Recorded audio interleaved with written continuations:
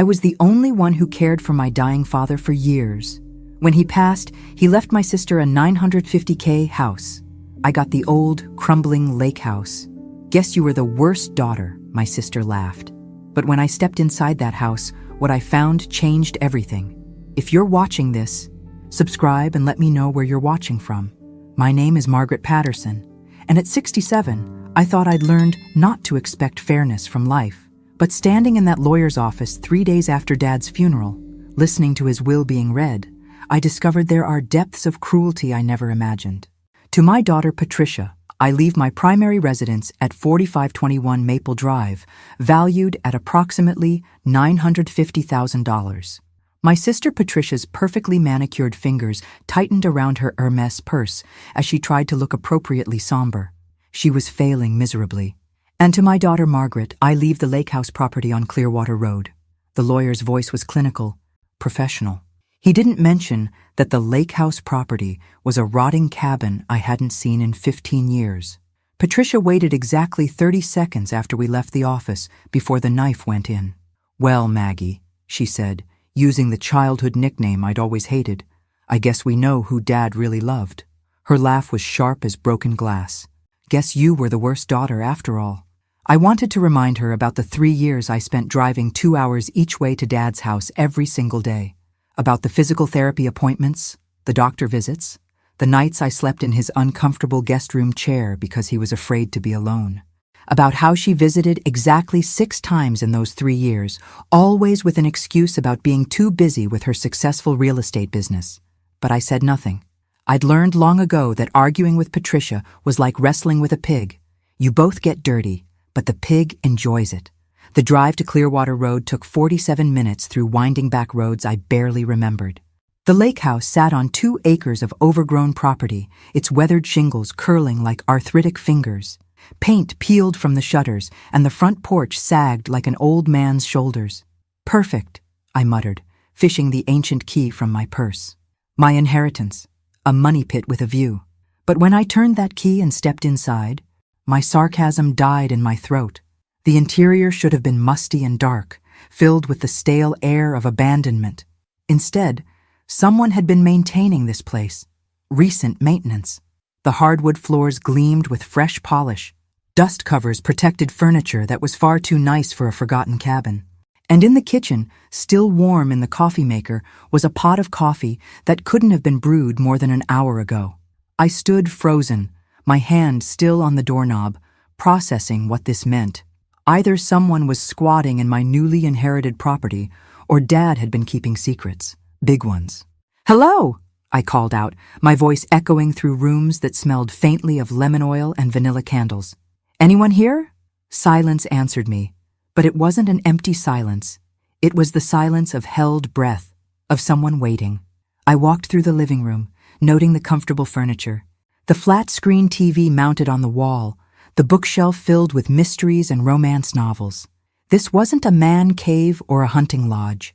This was a home, a carefully maintained, lovingly decorated home. In the bedroom, I found the first real clue. On the nightstand sat a framed photograph of my father, but he looked different, younger somehow, despite his gray hair. He was smiling, really smiling, not the tired grimace I'd grown accustomed to in his final years. His arm was around a woman I'd never seen before. She was probably 60, with silver hair cut in a stylish bob and laugh lines around bright blue eyes. She wore a yellow sundress and looked at my father like he hung the moon and stars personally for her entertainment. "Well, well, well, Dad," I said to the photograph. "What other surprises did you leave me?" I picked up the frame, studying the woman's face. Something about her seemed familiar, but I couldn't place where I might have seen her. The photo looked recent, within the last year or two, based on how Dad looked. A noise from the kitchen made me freeze. Footsteps. Slow, deliberate footsteps crossing the hardwood floor. Someone was definitely in the house. My first instinct was to call out again, but something stopped me. If this woman, because the footsteps sounded distinctly feminine, had a key and felt comfortable enough to make coffee, then she knew more about my father's secrets than I did. I slipped the photograph into my purse and crept toward the kitchen, my heart hammering against my ribs like it was trying to escape.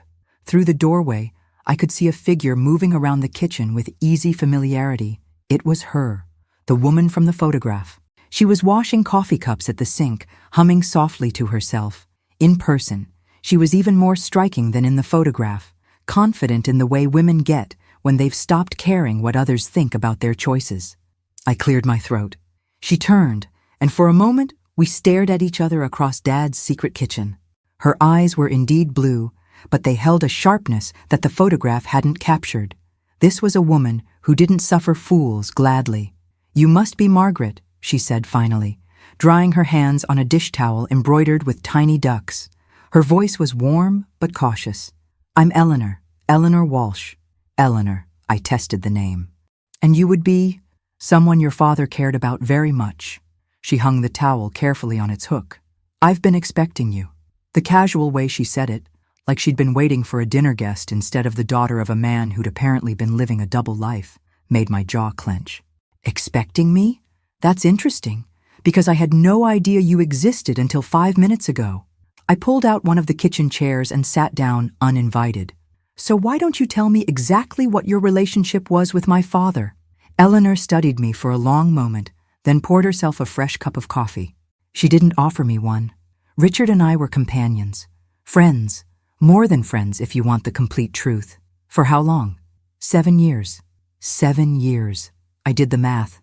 That meant this relationship started while Mom was still alive, during her final battle with cancer. The betrayal hit me like a physical blow. "So, you were his mistress." The word tasted bitter in my mouth. Eleanor's eyes flashed.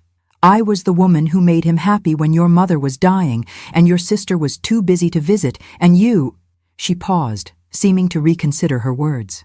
"When you were carrying the weight of everything alone." "Don't." I stood up so fast the chair scraped against the floor. "Don't you dare make this about me." "I'm not making it about anything except the truth." Eleanor remained perfectly calm, which somehow made everything worse. "Your father was a good man caught in an impossible situation. Your mother was dying slowly, painfully. You were drowning trying to care for both of them. He was watching his family fall apart and feeling helpless. So he ran to you. He found comfort with me. There's a difference." I wanted to scream at her, to rage about loyalty and commitment and how marriage vows don't come with escape clauses. But something in her tone stopped me. This wasn't a woman making excuses. This was a woman stating facts. "Where does that leave me now?" I asked. "This is my house now, legally." Eleanor smiled, and it wasn't entirely pleasant. "Actually, it's not." "Excuse me?" Eleanor walked to a kitchen drawer and pulled out a manila folder. She set it on the table between us like a poker player laying down a royal flush. "Your father was many things. Sentimental, stubborn, occasionally foolish when it came to his daughters. But he wasn't careless with legal documents." She opened the folder, revealing a stack of papers covered in official-looking seals and signatures. "This house was transferred to a living trust 3 years ago. I'm the primary beneficiary." I stared at the documents, trying to process what she was telling me. "But the will leaves you the property at Clearwater Road. This property." She gestured around the kitchen. "But the house itself, and everything in it, belongs to the Clearwater Trust, which belongs to me." The implications hit me like a series of slaps. Dad hadn't just given me a worthless inheritance, he'd given me a piece of land with someone else's house on it. Property I couldn't sell, couldn't mortgage, couldn't do anything with except pay taxes on. "You're telling me I inherited the dirt but not the building?" "Essentially, yes." I sat back down, hard. Patricia's laughter echoed in my memory.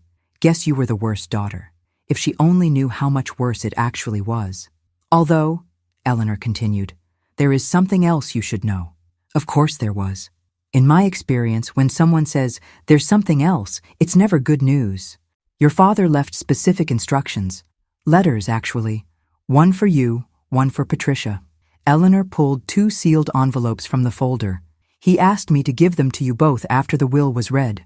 I took the envelope with my name written in Dad's familiar handwriting. The paper felt heavy, substantial. Whatever he had to say, it wasn't going to be brief. "What about Patricia?" "That's between her and Richard, although I suspect her letter contains some interesting information about her inheritance as well." I tore open the envelope, my hands shaking slightly. The letter was 3 pages long. written in Dad's careful script. The first line made my breath catch. My dearest Maggie, if you're reading this, then you've met Eleanor and discovered my secret. By now, you're probably angry, confused, and feeling betrayed. Let me explain. I looked up at Eleanor, who was watching me carefully. Did you read this? He read parts of it to me, not all. I turned back to the letter, my father's voice echoing in my mind as I read his words. What he told me next changed everything I thought I knew about my family. The house on Maple Drive isn't actually mine to give. It belongs to your sister. I read the sentence 3 times before it sank in.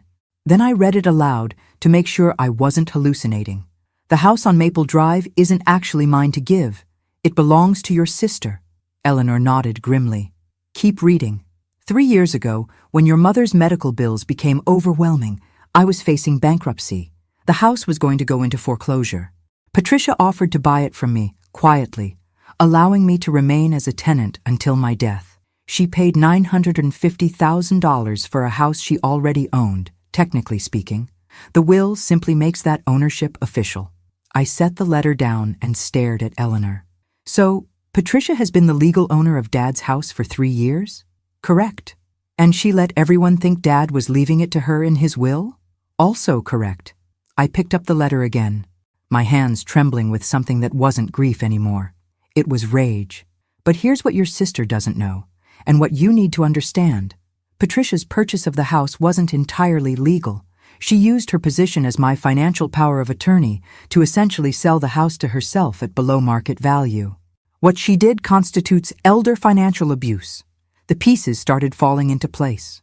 Patricia's real estate business, her insistence on handling Dad's finances in his final years, her convenient absence during his day-to-day care. I have documentation of everything, the letter continued. Bank records, correspondence, proof that she manipulated me into signing documents I didn't fully understand. I kept quiet because I needed her help and because I hoped she would eventually do the right thing. I looked at Eleanor. How much of this did you know? All of it. Your father and I had many long conversations about his daughters, about Patricia's manipulation and your sacrifice. She refilled her coffee cup, then finally poured one for me. He felt tremendous guilt about what Patricia was doing, and tremendous regret about the burden you carried alone. If he knew what she was doing, why didn't he stop her? Because by the time he fully understood what had happened, he was dependent on both of you in different ways. Patricia controlled his finances. You controlled his daily care. He was afraid that exposing Patricia would destroy any chance of his family healing. I continued reading. The lake house property is worth far more than anyone realizes. I had it surveyed last year.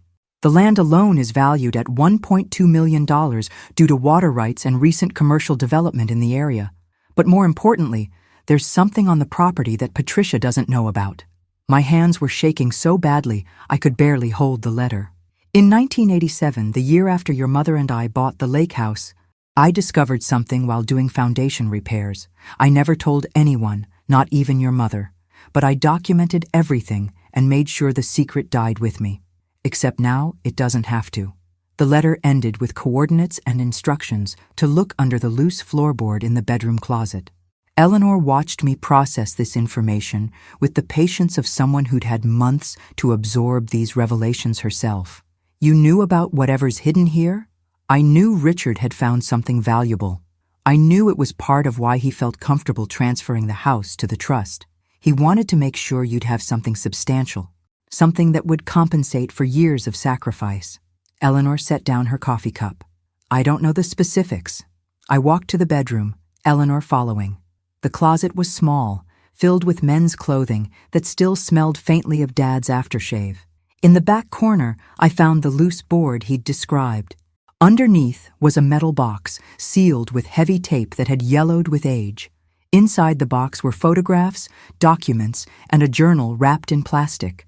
The photographs showed the lake house as it was being built, but they also showed something else. Artifacts, pottery, tools, what looked like jewelry. Native American artifacts based on the distinctive patterns and craftsmanship. Dad's journal documented everything methodically. Dates, descriptions, photographs of each piece in situ. He'd discovered what appeared to be a significant Native American settlement site, possibly several hundred years old. My God, I whispered, flipping through pages of careful documentation. This could be worth millions, Eleanor finished. But more than that, it's historically significant. Your father spent 37 years researching, documenting, protecting this site. He never exploited it because he felt it needed to be preserved properly. The final entry in the journal was dated 2 months before Dad's death. I've contacted Dr. Sarah Bennett at the State Archaeological Commission. She's agreed to survey the site after my death. Margaret will need to coordinate with her. This discovery belongs to history, but the finder's fee and property rights should secure Margaret's future. I sat on the bed, overwhelmed. In the span of 2 hours, I'd gone from inheriting a worthless shack to potentially being responsible for a major archaeological discovery. There's more, Eleanor said quietly. She handed me a business card. Dr. Sarah Bennett, State Archaeological Commission. Someone had written a date on the back, tomorrow's date, and a time, 2 p.m. Your father arranged everything. Dr. Bennett will be here tomorrow to begin the preliminary survey. If the site is as significant as he believed, you'll receive compensation as the landowner, plus a percentage of any museum acquisitions. My phone buzzed.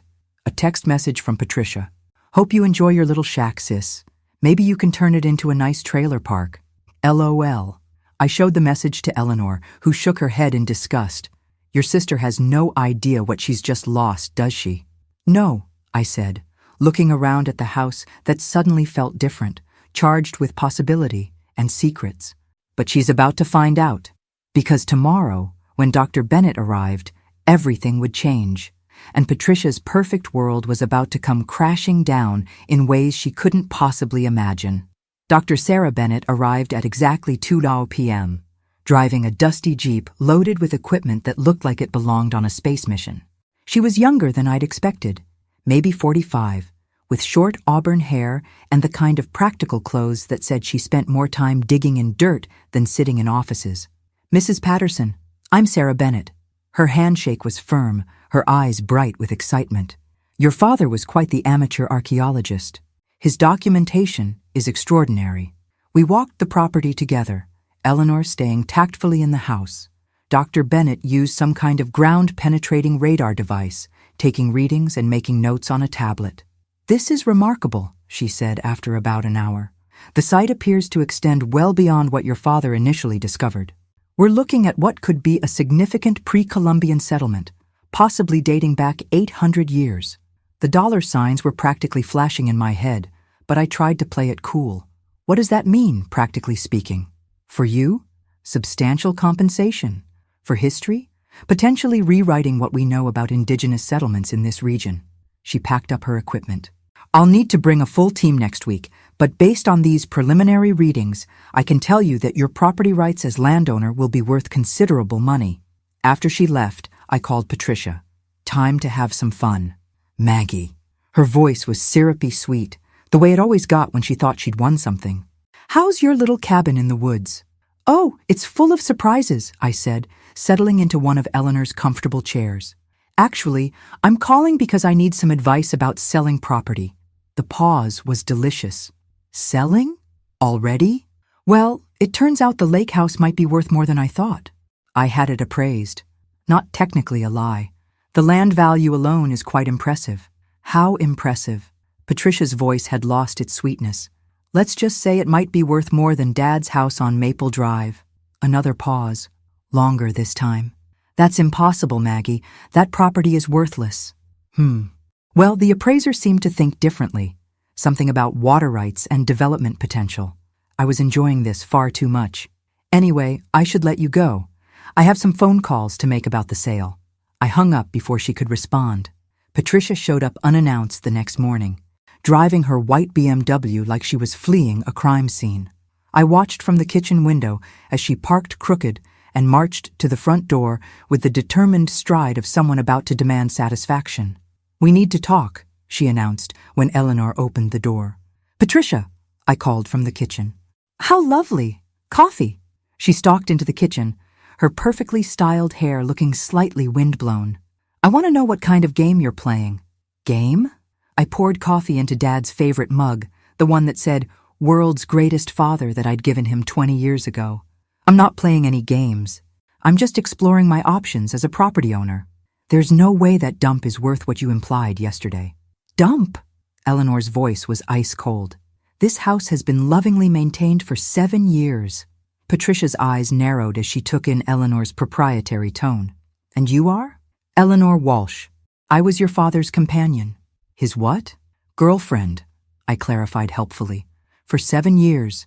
They were quite devoted to each other. Patricia's face went through several interesting color changes. That's impossible. Dad would never… Never what? Find happiness after Mom died? I sat down across from her. Or never keep secrets from his daughters. This is ridiculous. Patricia pulled out her phone. I'm calling my real estate agent. We'll get an actual appraisal. Good idea. I leaned back in my chair. Although you might want to wait until after the archaeological survey is complete. Patricia froze. Patricia, archaeological survey? Oh, didn't I mention? The state is sending a team to excavate what appears to be a significant Native American settlement on the property. Dad documented the whole thing before he died. I sipped my coffee. Turns out he was quite the amateur archaeologist. You're lying. Eleanor disappeared into the bedroom and returned with Dad's journal, setting it on the table. Patricia flipped through the pages, her face growing paler with each photograph. This can't be real. Dr. Bennett from the State Archaeological Commission seemed to think it was very real. She's bringing a full team next week. Patricia's hands were shaking as she closed the journal. I want half. Half of what? Whatever this is worth. I'm his daughter too. I laughed, and it wasn't a nice sound. Patricia, sweetie, you already got your half. You got the $950,000 house, remember? That's different. Is it? Because from where I'm sitting, it looks like Dad divided his assets exactly as he intended. I leaned forward. Of course, if you'd like to discuss the legal ownership of that house. Her face went dead white. What do you mean? Time for the kill shot. I mean the house you inherited 3 days ago? The one you've actually owned for 3 years? I pulled Dad's letter from my purse. The one you bought from him using your power of attorney. Essentially selling his house to yourself? Patricia's mouth opened and closed like a fish gasping for air. I don't know what you're talking about. Elder financial abuse, Patricia. That's what it's called when someone in a position of trust manipulates an elderly person into financial transactions that benefit the manipulator. I unfolded the letter. Dad documented everything. He needed the money for Mom's medical bills. He needed help, not exploitation. Eleanor's voice was sharp. There's a difference between helping and stealing. I didn't steal anything. I paid fair market value. Below market value, I corrected. For a house you then allowed him to believe he still owned, while you collected the tax benefits of ownership. I stood up. But don't worry. I'm not going to report you to the authorities. Patricia's relief was visible. You're not. No, because you're going to make things right voluntarily. What do you want? I want you to transfer half the value of the Maple Drive house to me. $475,000. Consider it back payment for 3 years of Dad's care while you were busy playing real estate mogul. That's extortion. That's justice. You can transfer the money, or I can take Dad's documentation to the district attorney and let them sort it out. I shrugged. Your choice. Patricia was quiet for a long moment, probably calculating costs and benefits in her head. And if I do this, we're even? We're even. Fine. But I want it in writing. Already prepared. Eleanor produced a legal document from the manila folder. One of the advantages of dating a woman who spent 30 years as a paralegal. Patricia read through the agreement, her jaw clenching tighter with each clause. Finally, she signed it with sharp, angry strokes. You've changed, Maggie. Yes, I said. I've stopped being stupid. After Patricia left, Eleanor and I sat on the front porch, watching her BMW disappear down the road. How does it feel? Eleanor asked. Like I can finally breathe again. But the best part was still coming. Dr. Bennett's team arrived the following Monday with enough equipment to excavate King Tut's tomb. Within 3 days, they'd uncovered pottery fragments, tools, and what appeared to be the foundation of a significant structure. This is extraordinary, Dr. Bennett told me, as we stood watching her team carefully brush dirt from a piece of intricately carved stone. We're looking at a major find. The settlement is larger and more sophisticated than anything we've discovered in this region. And financially? The finder's fee alone will be substantial. Plus, as the landowner, you'll receive compensation for the archaeological easement. And if any artifacts are acquired by museums, you'll receive a percentage. She paused. We're talking about 7 figures. Minimum. 7 figures. I sat down hard on a folding chair someone had left nearby. There's something else, Dr. Bennett continued. The National Geographic Society has expressed interest in documenting the excavation. They're talking about a television special, possibly a series. I thought about Patricia, probably sitting in her stolen house, calculating how much money she thought she'd saved by manipulating Dad. She had no idea that while she'd been stealing hundreds of thousands, I was sitting on millions. That evening, Eleanor and I celebrated with a bottle of wine on the front porch. Your father would be so proud, she said, raising her glass. I think he knew exactly what he was doing. I looked out over the property where floodlights illuminated the dig site. He spent 37 years protecting this place, waiting for the right moment. The right moment? For me to be ready to handle it. 3 years ago, I would have sold this place to the first developer who made an offer. I would have let Patricia steamroll me into splitting everything 50-50. I sipped my wine. But losing everything, discovering his secrets, meeting you, it all changed me. My phone buzzed. A text from Patricia. Saw the news trucks. What's going on? I showed the message to Eleanor, who grinned wickedly. Want to have some fun? I typed back, archaeological discovery. Quite significant. Should be on the evening news. 3 minutes later, my phone rang. Margaret. Patricia's voice was strained. I think we should talk. About what? I think our agreement was too hasty. Maybe we should renegotiate. Our agreement is signed and legally binding, Patricia. Besides, I thought you said the property was worthless. Things change.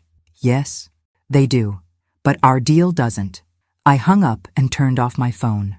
The final revelation was still to come. The National Geographic cameras arrived 2 weeks later, turning my quiet lake house into a media circus. Dr. Bennett's team had uncovered what they were calling one of the most significant pre-Columbian sites east of the Mississippi. Patricia showed up during filming, trying to insert herself into the story. I'm Margaret's sister, she told the reporter. Our father always knew this property was special. I watched her performance with fascination. After everything that had happened, she still thought she could manipulate her way into a share of something that wasn't hers. The reporter, a sharp-eyed woman named Jennifer Martinez, wasn't buying it. But you didn't inherit this property, did you? Well, no, but family is family. Mrs. Patterson, Jennifer turned to me. How does it feel to go from what many people assumed was the unlucky daughter to potentially one of the wealthiest women in the county? I looked directly into the camera. It feels like justice. Later, after the cameras packed up and Patricia slunk away, Eleanor and I walked down to the lake. The water was calm, reflecting the sunset like a mirror. So what now? Eleanor asked. Now I honor Dad's wishes. The site gets properly preserved. The artifacts go to museums where people can learn from them. And I use the money to live the life I should have been living all along. Any regrets? I thought about that. I regret that Dad felt he couldn't tell me the truth while he was alive. I regret the years I spent thinking I wasn't good enough, smart enough, successful enough. I picked up a smooth stone and skipped it across the water. But I don't regret Patricia getting exactly what she deserved. Which was? The knowledge that while she was stealing hundreds of thousands, she was also giving up millions. I turned to Eleanor. She'll spend the rest of her life knowing that her greed cost her everything. 6 months later, I was featured on the cover of Archaeology Today magazine. The article was titled, The Accidental Archaeologist, How One Woman's Inheritance Rewrote History. Patricia never contacted me again, but I heard through mutual acquaintances that she'd put the Maple Drive house on the market. Apparently, the property taxes and maintenance on a house she'd bought with stolen money were more than she could handle. As for me, I kept the lake house, established a foundation to support archaeological research, and at the age of 67, finally learned what it felt like to be valued for who I was rather than what I could do for other people. Sometimes the worst inheritance turns out to be the best gift you never knew you needed. And sometimes the sister who gets everything loses more than she could ever imagine. The lake house taught me that secrets have a way of revealing themselves when the time is right, and revenge, when it comes naturally, tastes sweeter than any inheritance ever could. Thanks for listening. Don't forget to subscribe and feel free to share your story in the comments. Your voice matters.